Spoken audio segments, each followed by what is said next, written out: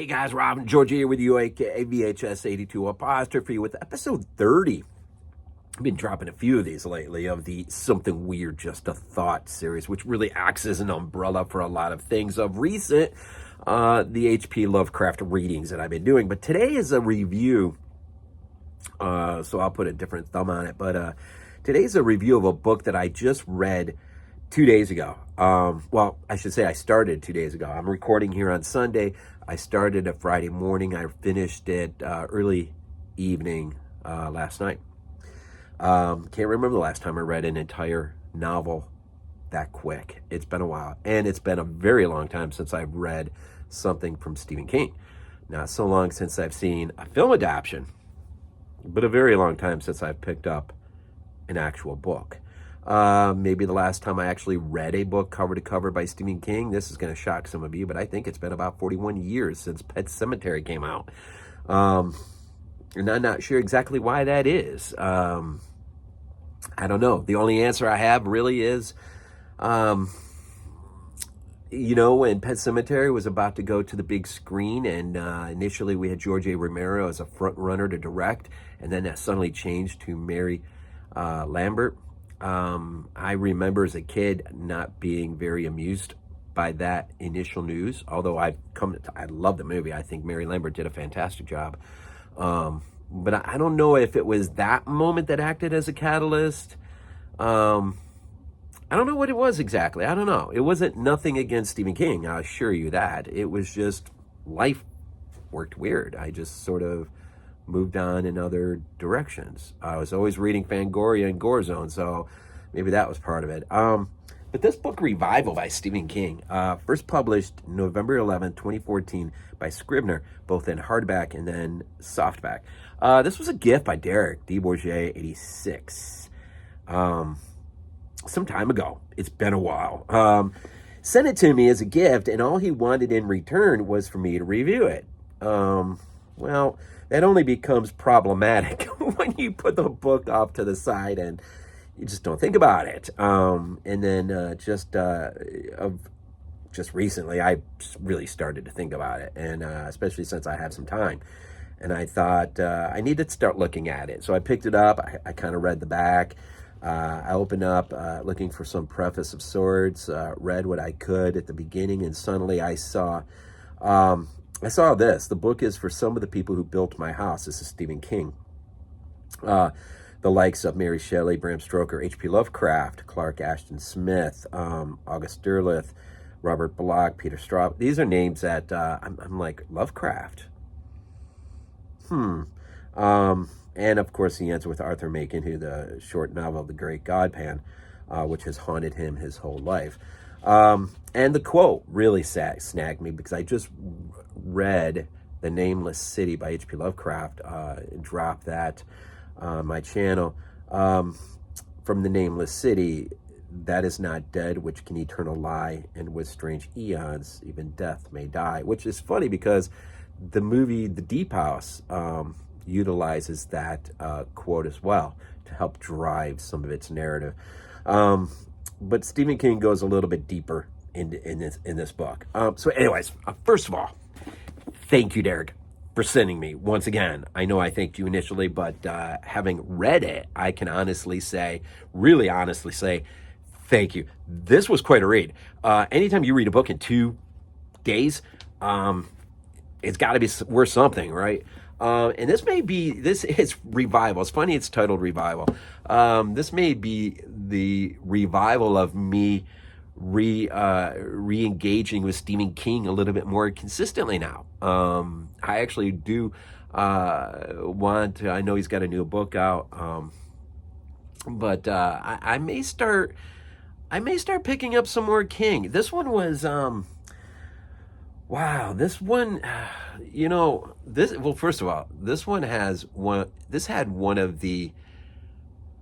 a chapter 3, entitled, The Accident, My Mother's Story, The Terrible Sermon, Goodbye. That chapter was one of the hardest chapters I have read in a long time. Deals with an accident, a tragedy that befalls this young pastor who's just been called to this Methodist church in Harlow, Maine, where we meet the Morton family, Jamie, the youngest, who will cling to this new young pastor, and he'll get swept up into, as well as everyone in the town will get swept up into this absolutely beyond horrific tragedy, which I think chapter 3 works as maybe the strongest chapter in the entirety of the book. It cements the bookend of the front end, the bookend, which I don't know if the bookend at the back end necessarily rises to the same level. Maybe that's because the chapter 3 is really grounded in earthly kind of stuff. It's the stuff that scares the wits out of us, anchored in loss, the tragedy of loss, especially when it's inexplicable and there's no real reason. But it's weird because the loss involves his wife and his child, who you've grown to love already in the first few pages of this book. King does an amazing job at just, I thought about when you really get to meet the Morton family. I thought about a family. I kept on visualizing a family somewhere between the worlds of, have you ever seen that old black and white movie, The Fighting Sullivans? Something like that. And a movie of recent, The Iron Claw, that family. I'm sort of somewhere there between that. And Charles Jacobs, the pastor, this tragedy will send him spiraling out. And it doesn't help that when we meet him, he is already, I don't know if you would say his faith is anchored as it ought to be, but he's a young pastor, one in need of a solid congregation, of a church that is just going to love on him, support him, encourage him in every way possible. But unfortunately, he doesn't have a chance to really grow in his faith as a pastor, at least.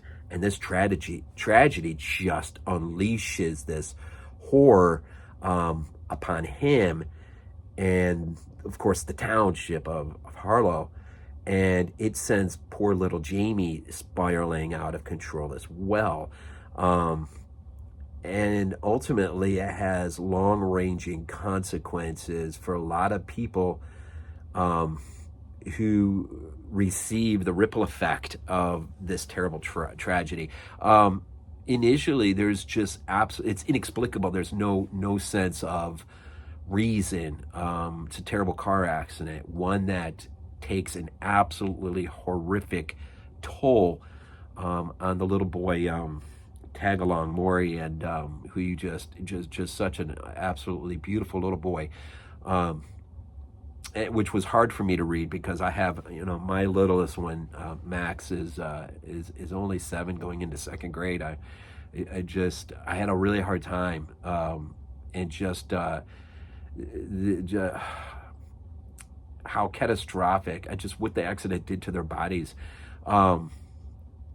But to find out, there is something that is revealed that does give some matter of explanation as to the possible cause, but it's sort of pressed against this poor guy who's a farmer. He's carrying this huge piece of equipment on the back end, has sort of a seizure, passes out, and as a result, the two come around the bend, have no idea what's in front of them. But there is something else there too that doesn't help the equation, and I think it's really important because ultimately the arc of Jacobs, he'll give this what they call the terrible sermon, and it is heart-wrenching. It's like you're sitting in the congregation listening to this, and your heart pours out to him, and as a congregant sitting in there, a lot of the things he says are true in the sense of things just seem to happen with a sense of catastrophic randomness that just leaves no explanation, and we're left crying out, begging, and even demanding a reason why, and if there's a just God, then even more so. And so but you can't, in the moment, you just feel the pain and the loss that this pastor has gone through, and unfortunately he unleashes his anger on God, and one of the two major themes that underlies this book, I think, is this suggestion by Stephen King, perhaps, that might not be the wisest thing of all to shake our fist for the rest of our life at God, blaming him for something that is only going to sort of encourage the bitterness and the anger and just that sense of loss, and create the kind of anger and hatred that will only perhaps motivate us and push us to places that normally we might never visit, if not for that. And the other is, of course, what lies on the other side. And should we, how hard should we be pounding on the wall, the door with the dead ivy, I guess, though, how hard, should we be pounding, demanding a glimpse of the other side?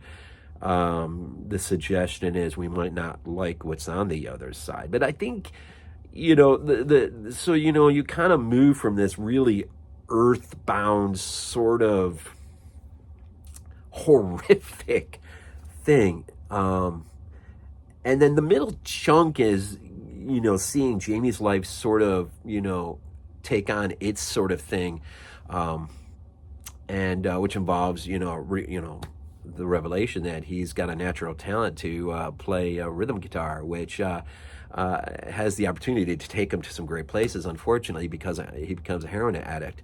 But it's that addiction that's going to allow his path almost providentially to cross Charles Jacobs, who now works as he's a carny, a huckster, but he's been dabbling in deeper and deeper into the world of electricity, even more secret electricity. He's tapped into something that he really should not be messing, almost in a Mary Shelley type Frankenstein way, which really plays a good chunk of the part of the final stretch, which kind of dumps us into the deep pool of Lovecraft, which by then it's such a fantastical element of the book, which really conjures up things like H.P. Lovecraft's The Beyond perhaps meets the Nameless City with a tinge of Reanimator, I guess, something, and so the end is pretty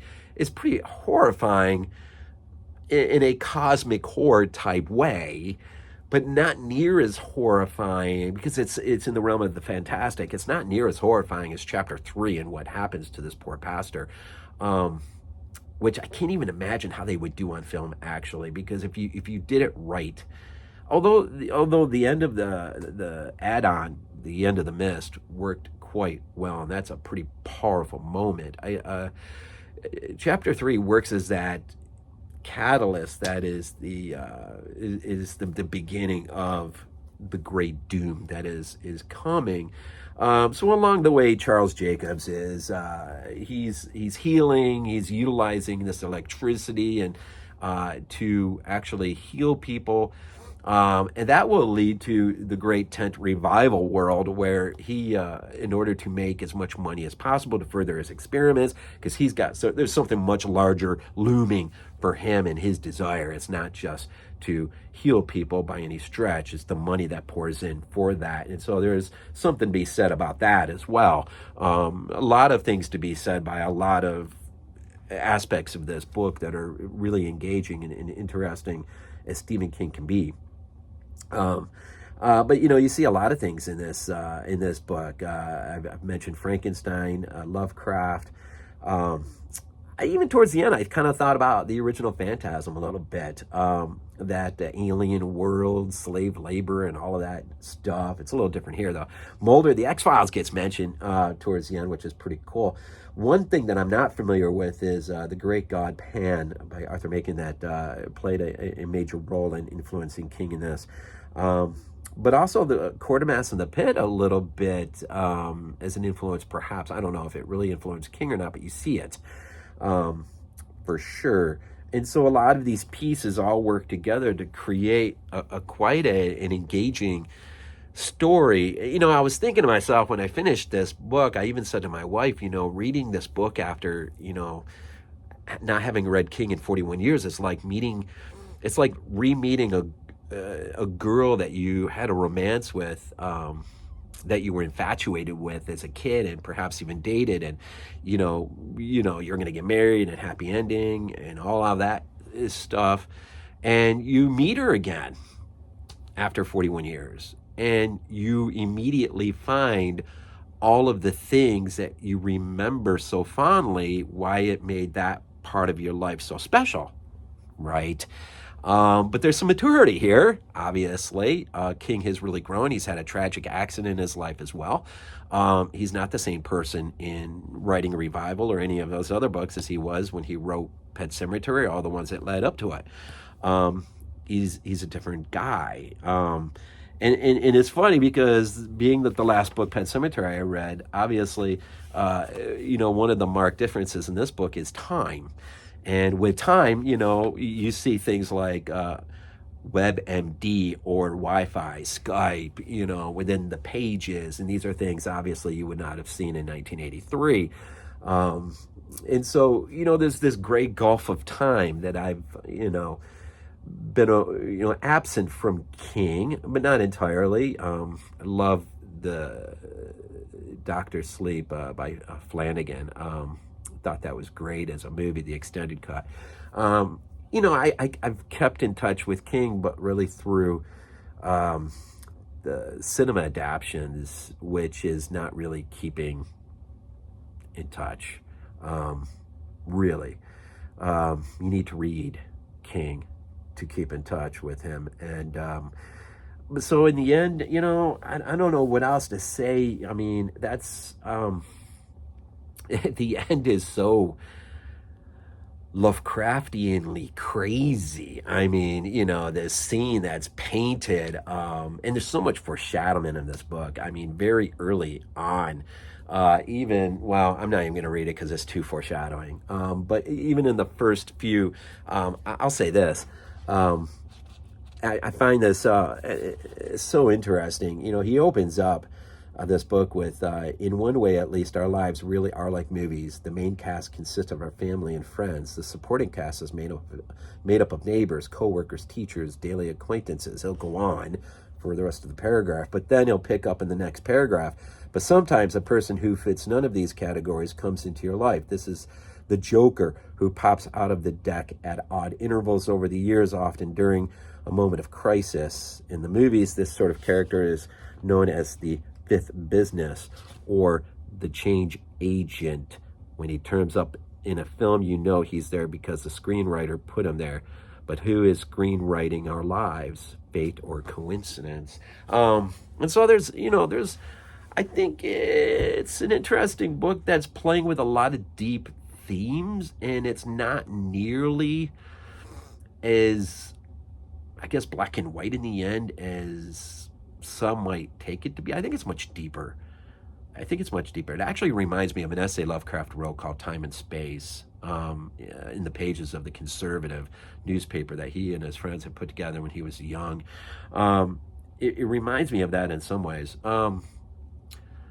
But I was really enthralled. I mean, if you read a book in 2 days, it's got to be worth something, right? And it just may very well be a revival of me reading King. I have no idea what I would read next. Maybe the last book he just wrote might be a good start.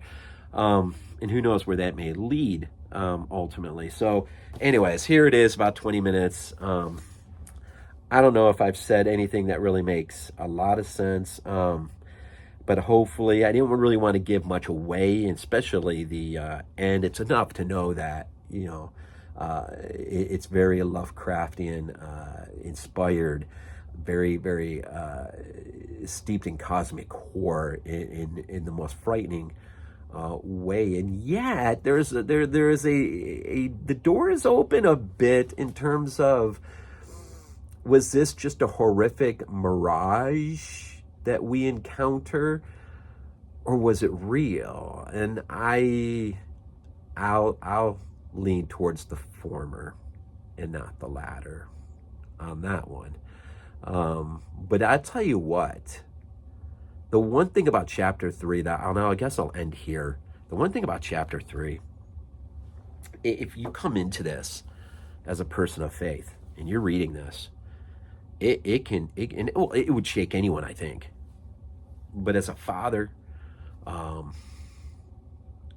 it tells me personally, you better make sure your faith is what it is, if that's what it is. You better make sure, because none of us are immune. I think Scripture says it rains on the just as well as the unjust. We're not immune from horrific, tragic things in our lives. And if you count yourself one who does cling to faith, you better make sure that's in order. You better make sure it's in order. And if you don't, well, God bless your heart too.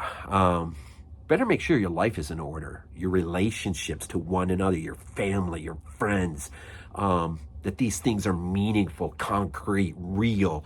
Because, if we don't have something like faith to lean into, you or our family or our friends, those around us, when tragedy strikes, how are we going to